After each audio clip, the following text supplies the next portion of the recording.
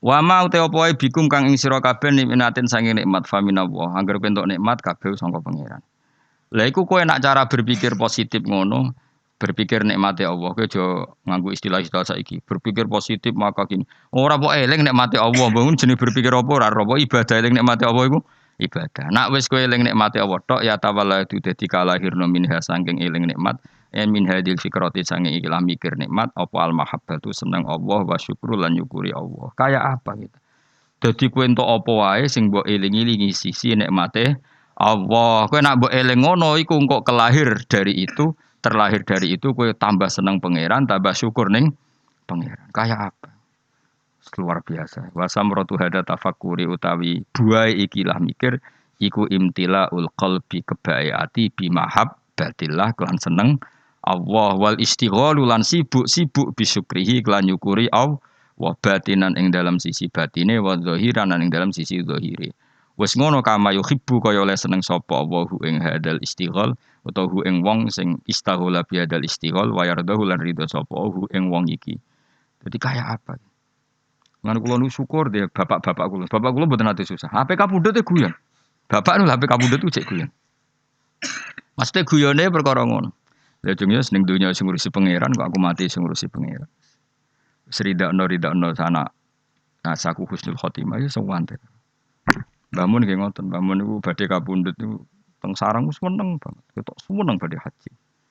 Ketok bahkan ada santri yang disuruh mendoain sebelum berangkat. Dongakno jenenge aku. Yes mati ini Mekah. Awalnya itu sudah kayak terencana. Saya itu tahu betul wong saya beberapa hari sering kepanggil bahkan. Jadi uang itu, ini sisi lain yang mungkin jarang diekspos di publik. Beberapa uang itu dititipkan Gus Bab putra barepe Mbah Mun. Dawe beliau, bab duwe iki nak aku teko balenon nah. Nak aku ora teko bagi dengan bocah-bocah. Beberapa hal yang terkait keluarga itu kan ya sudah seperti itu kayak semuanya terencana. Beliau sering cerita nak Mbah kabudut dina Selasa. Yang saya kenang itu guyone beliau gini. Guyone iku apik kabeh. Aku nak mati Selasa, berarti aku ulama. Biasanya ulama iku mati Selasa. Aku wis Selasa Setu padha wae ora ono pengaruh. Wong ora ngarah darani ulama. Iki maksudnya tema ulama. Aja kowe terus njaluk mati Selasa, ora ono pengaruhe. Maksudnya iki bakasan ulama. Seneng kok mada-madakno barang ora padha.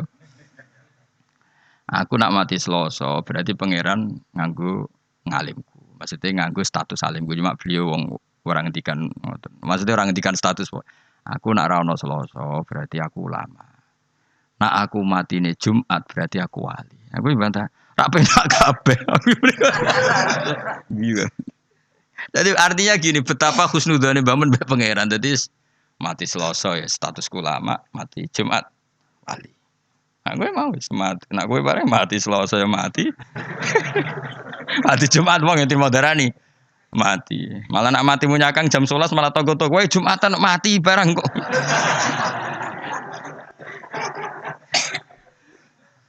Jadi semua ora jelas iki koyo kowe ngene penak malah. Mati ya mati wae maksudnya. Lho kula tenan, kula niku setiap maca Said Abdul Al-Haddad itu mesti eling yai karena zaman itu sebelum beliau wafat, Said Abdul kabudute kan Selasa. Said Abdul Al-Haddad sing masyhur kutub itu kabudute dina Selasa. Mergo Allah gawe gunung itu Selasa. Allah gawe gunung Selasa terus beberapa ulama kabudute napa? Selasa. Mergo ulama ibarat napa? Gunung. Dan itu Mbah Mun termasuk Mbah Lukman kadang kabudute Selasa. Tapi beberapa keluargane Mbah Mun kata-kata Jumat. Jadi keluarga besar Mbah Mun mboten Jumat. Selasa. Nak kula ora milih dina gara-gara mau. Aku anut kowe wis. Aku anut kowe mati ya mati wae ora usah ribet apa. Gak usah ribet. Jadi orang-orang gitu bapaknya bapak PK Pundut itu ya tertib beli beras dulu banyak terus marani kula teng Jogja kan boyong. Sejak 1 bulan apa 2 bulan bapak mriki ini marani kula kan boyong sampai sowan Pak Zeni Dahlan pamit no kula boyong. Jadi matine wong pilihane pangeran to tertib. Kalau ditukokno tanah, nggih omah sing kula geni sakniki tanah sing tumbas tesih Bapak. Sik sempat tumbas watu bangunan, watu pondasi. Bertakoki tangga-tangga ndamel napa iki? Nggih omah bahak. Omah sing kula geni watu pondasine cek tumbasane Bapak, termasuk beberapa pintu. Pintu niku sing ndamel niku tesih Bapak. Nggih pamit nggih. Ya rileks ya santai ora tau bakas kapundhut tapi. Ngoten terus kapundhut. Ora koyo kowe mati bludas gak jelas. Awas kan amati ngono, gak keren apa? Omong. Wingi cek ketok kok saiki mati. Kenangane tanggane mau ngono tok. As. Gak tertib blas ya. Maksudnya zaman yang dunia ora tertib kok kegawa nganti mati ku cek ora tertib. Imam Ghazali lho keren. Mulang fikih terus, sepuh-sepuh mulang tasawuf. Nah, hari sing ape kabudut tuh kemis, iku moro pasar cara Indonesia pasar. Tuku kafan. Dikekno adike jenenge Mas Dudin. Cung iki kafan. Nggih Kak, tak pikir apa kafan dia terus subuh bar subuh terus wiridane iku lucu. Biasanya kan umumnya wiridan kan muni subhanallah alhamdulillah ini gak wiridan ya Allah. Arido bil intikal ila mulkika wa ila jarika mun Gusti kula mun rido mun rido balik teng jenengan rido terus kapundhut. Dari adik itu. Jadi oleh kakak tekan kafan mbok tuku dhewe. Lha iku sing lucu saking kabudut Imam Ghazali itu. Dulu kan dia ada WA, anak kayak Mustafa itu serawali di WA barang. Utawa wis medun, misalnya tetep wali wis medun. Nah, Ruhin wis medun suwi duwe WA-ne lho. Duwe WA-ne luwih apa? Suwi. Iku kanca-kancane Imam Ghazali, iku cara Imam Ghazali kan kabudute ning tos iku nderek Iran saniki. Tapi coba arani Imam Ghazali Syiah, mboten riyen dhisik ahli sunnah to. Terus niku kanca-kancane sing perjalanan ke Imam Ghazali 3 hari itu enggak ada yang terlambat datang. Saya ulang lagi. Jadi misalnya kamu udah Imam Ghazali Senin gitu atau Jumat gitu. Kanca-kancane sing ke beliau harus 3 hari itu enggak ada yang terlambat. Imam Ghazali di antara pesannya dengan adike, saya jangan sholatin kecuali datang orang ini. Saling nyebut si A si B. Itu wali-wali kutub orang ini. Waduh mikir, waduh itu kan antar negara apa? Ulama itu kan antar negara. Tapi tenan waya Imam Ghazali setelah lucu nenek tekane yo pas bar wis siap disolati. Berarti kafani disolati mereka datang. Jadi kancane bareng teko. Lah jenengan kok metu. Tolong dina wingi pamit aku wong itu. Repot masa wali-wali kacau ya. Kacau terus. Orang gue ayo sok. Yakin apa niru ya. Ngabari sih tadi. Kok yo. Kayak iso ngono, ora ngarah sebetulnya serang ngarah. Jadi ya saya santai. Kayak pemenang Rasulullah Shallallahu Alaihi Wasallam, Mas Nabi malah luwih tertib meneh sampai. Ya malaikat enten-tenan, ora kanjeng Nabi gak kondang tapi. Jadi kanjeng Nabi PK Bundut itu Israil wis ning kono. Sik ngenteni aku Fatimah rung rene. Fatimah teko. Ngentikan. Awak kowe malaikat Israil konten-tenan ra gelem, semangat. Jupuk kowe semangat malah. Males. Ning donya ngrameni jupuk bar wis. Kanjeng Nabi banget tertib, ra trimo tertib banget tertib. Israel itu teko ora wani mlebu. Akhirnya Jibril dulu, Mikail dulu. Beliau ngendikan tentang umatnya, tentang sholat, tentang semua yang terkait maslahat agama dipersiapkan betul. Nabi gak pernah mikir dirinya, mikir kelangsungan umat, kelangsungan sholat. Terus supaya perlakuan terhadap perempuan baik, An-Nisa, al-ummati, as-sholat terus. Ketika Sayyidah Fatimah datang, Fatimah nangis. Barang nangis senangis-nangisnya Sayyidah Fatimah karena tahu abahnya mau kabudut karena beliau di belakang di depan ketemu malaikat Israel itu siapa abah itu Israel nangis Fatimah. Tapi ketika Sayyidah Fatimah nangis, Sayyidah Fatimah guyu nara putrane Nabi Raisa. Ya Fatimah, absyiri, kamu harus senang. Fa innaki awwalu ahli baiti luhukon bi. Kamu harus senang karena kamu orang pertama dari keluargaku yang menyusul saya. Sayyidah Fatimah seneng kok.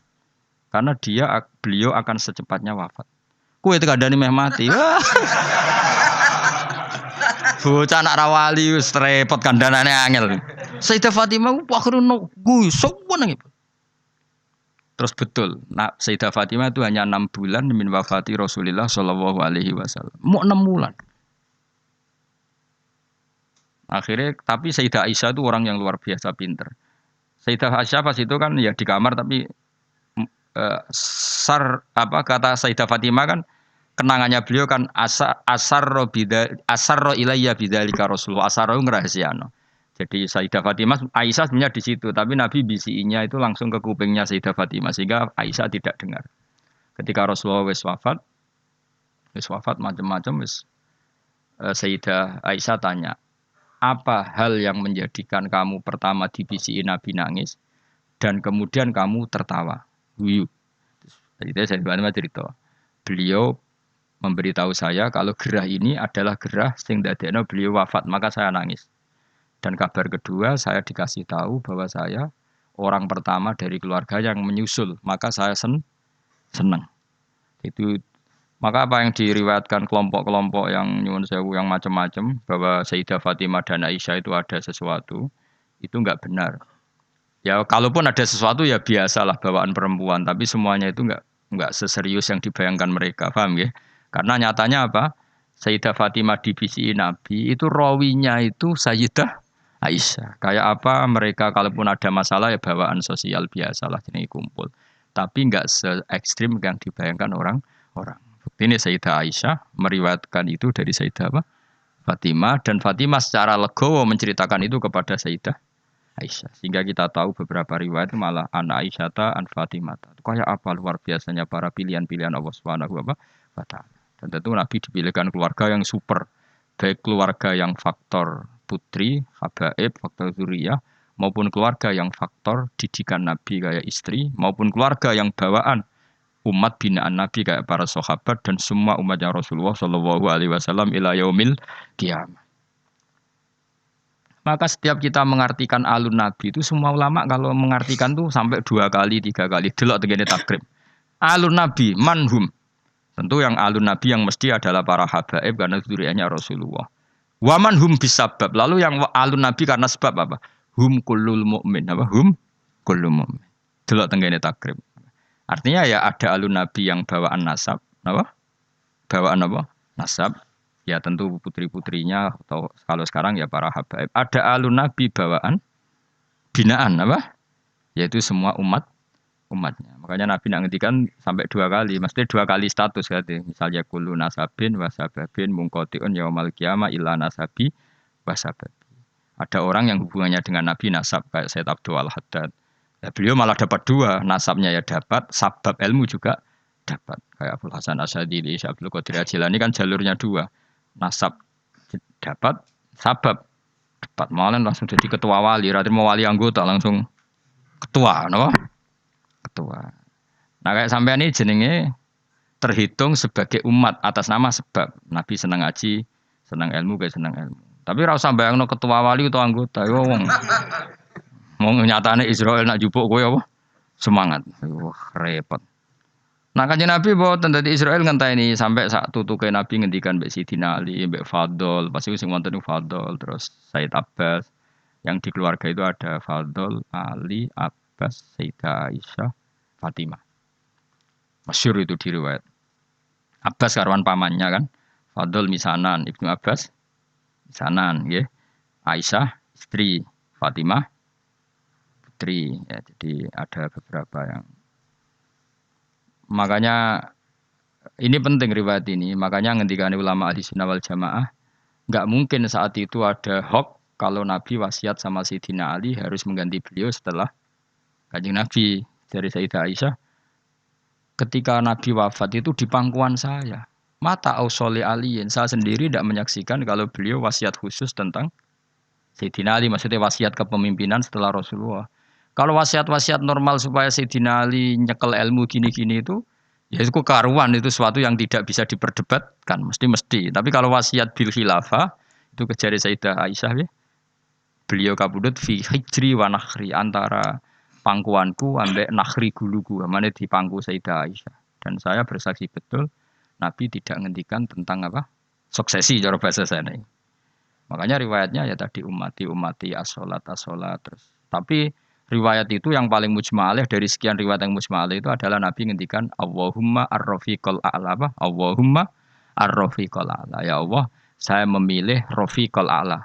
Rafiq maknanya konco, ala-ala sing luhur. Saya memilih teman-teman kelas atas. Mesti bisa saja maknanya para nabi atau para malaikat yang di atas sana. Atau Ada ulama menduga Ar-Rafiqul Ala ya Allah itu sendiri.